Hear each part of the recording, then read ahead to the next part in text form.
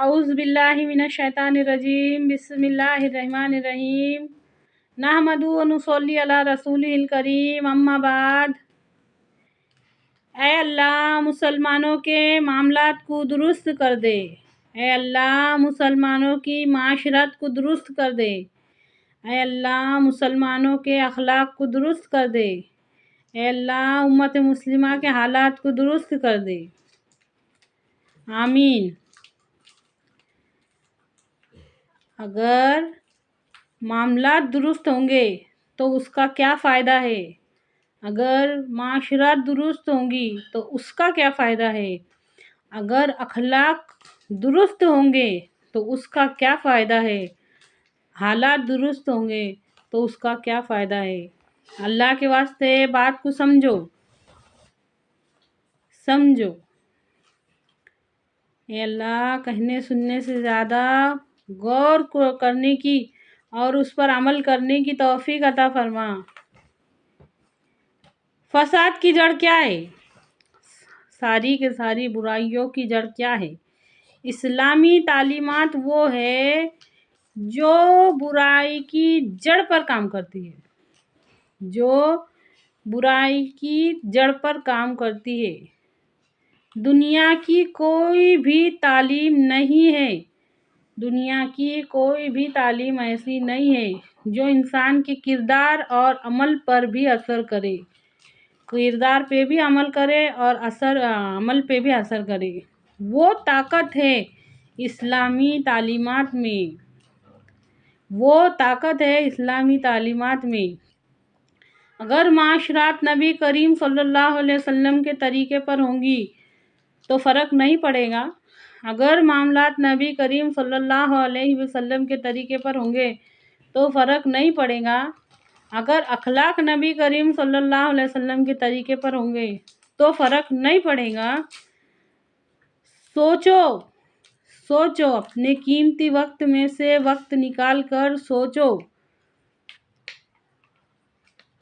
اپنے قیمتی وقت میں سے وقت نکال کے سوچو کہ کیا فرق نہیں پڑے گا اگر ہم اللہ کے واسطے ایک دوسرے کو جوڑنے لگ جائے، اگر ہم اللہ کے واسطے ایک دوسرے کو برداشت کرنے لگ جائے تو کیا نفرت ختم نہیں ہوں گی؟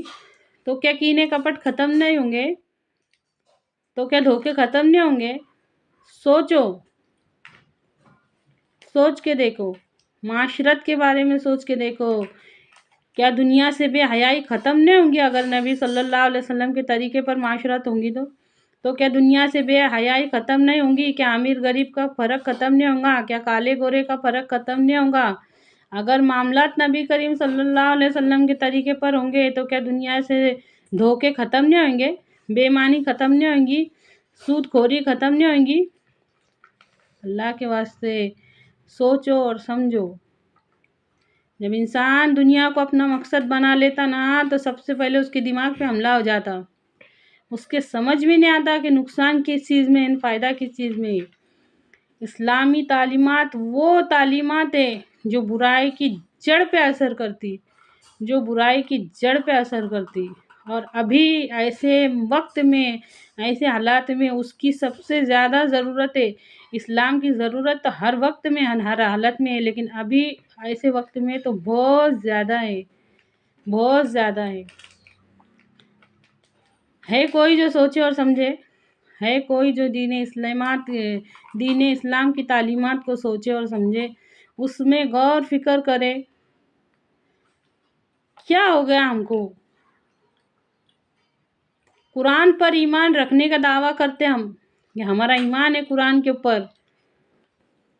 سورہ عصر کی تفسیر میں غور کرو، کبھی تو وقت نکال کے اس میں تفسیر میں غور کرو، اس کے ترجمے میں غور کرو، اس کے مطلب میں غور کرو۔ سورہ عصر میں کیا بتایا اللہ تعالیٰ نے ہم کو؟ قسم ہے زمانے کی، انسان خسارے میں ہے، سوائے ان لوگوں کے جو لوگ ایمان لائے اور جنہوں نے نیک عمل کیے، سوائے ان لوگوں کے جو لوگ ایمان لائے اور جنہوں نے نیک عمل کیے۔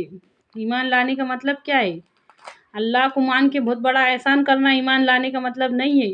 جنہوں نے اللہ کو بھی مانے اور اللہ کے حکموں کو بھی مانے مطلب عمل بھی نیک کیے، جو لوگ ایمان لائے اور جنہوں نے عمل نیک کیے اور جو حق پر چلے اور جنہوں نے صبر کیا۔ یہ میں ایک دم شارٹ کٹ میں بتا رہی، اللہ کے واسطے اس میں غور و فکر کرو، غور و فکر کرو۔ سارے کے سارے انسان گھاٹے میں ہیں، خسارے میں ہیں، نقصان میں ہیں، سوائے ان لوگوں کے جو لوگ ایمان لائے اور جنہوں نے نیک عمل کیے اور جو حق پہ چلے اور جنہوں نے صبر کیا۔ ایمان، ہم یہ دعویٰ کرتے نا کہ ہم قرآن پہ ایمان لائے، ہے ہماری زندگی میں یہ سب باتوں کا نام و نشان؟ سوچتے ہم کبھی یہ باتوں کے اوپر کہ سورہ عصر میں اللہ تعالیٰ نے ہم کو کس چیز کی خبر دی ہے کوئی جو سوچے اور سمجھے؟ اے اللہ، کہنے سننے سے زیادہ غور فکر کر کے اس پہ عمل کرنے کی، عمل کو زندہ کرنے کی توفیق عطا کر۔ اے اللہ، ہماری عبادتوں میں جو قصور ہو گئے ان کو بھی معاف فرما، اور اللہ تعالیٰ ہم کو دین پر چلنے کی توفیق دے۔ آمین ثم آمین۔